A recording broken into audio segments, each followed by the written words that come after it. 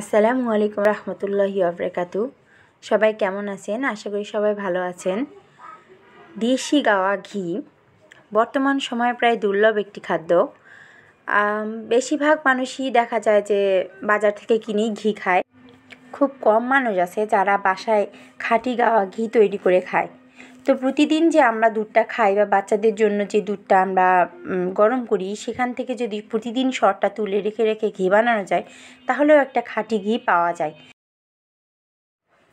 আমি আজকে আপনাদের দেখাবো কিভাবে, ফুল প্রসেস দেখাবো কিভাবে বাসায় খাঁটি ঘি তৈরি করা যায় এবং এটা বাচ্চাদের খাওয়ালে এবং নিজেরা খাওয়ালেও একটা তৃপ্তি লাগে। আমি এখানে প্রতিদিন যে দুধটা গরম করতাম সেটা সর তুলে তুলে ডিপ ফ্রিজে রেখে দিয়েছি। সেখান থেকে প্রায় 8 থেকে 10 দিনের মতো হবে। সেই সরটা আমি নিয়ে কড়াইতে দিছি। কড়াইতে দেওয়ার পরে আলতোভাবে নাড়তে থাকতে হবে, আস্তে আস্তে করে জাল দিয়ে। বেশি জাল দেওয়া যাবে না, নাহলে পুড়ে যেতে পারে। আস্তে আস্তে জাল দিয়ে এটা নাড়তে থাকতে হবে। তারপরেও আমি মাঝে মধ্যে চেষ্টা করি যেন আমি খাঁটি গাওয়া ঘিটা আমার বাচ্চাদের দিতে পারি।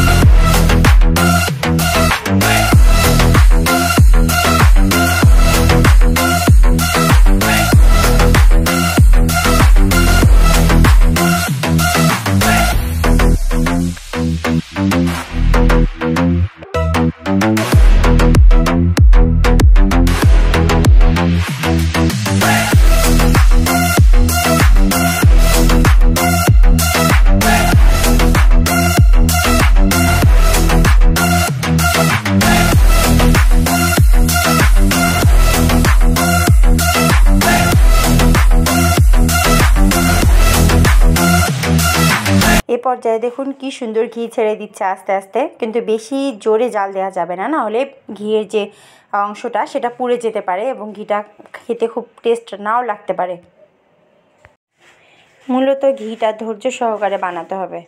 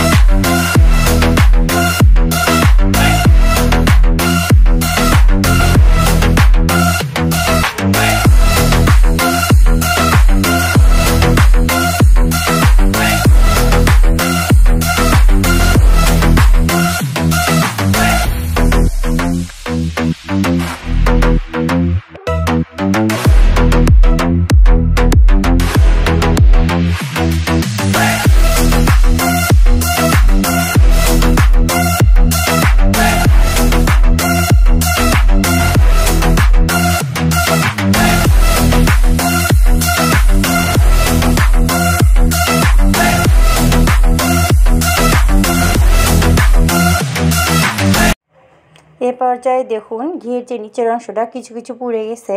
আমি মাঝখানে একটু নাড়া বন্ধ করছিলাম, এর জন্য পুড়ে গেছে।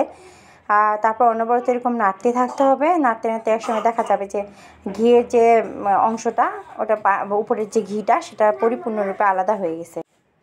এই তো ঘি বের হয়ে গেছে। এখন আমি এটা নামাই নিব। হয়ে গেল।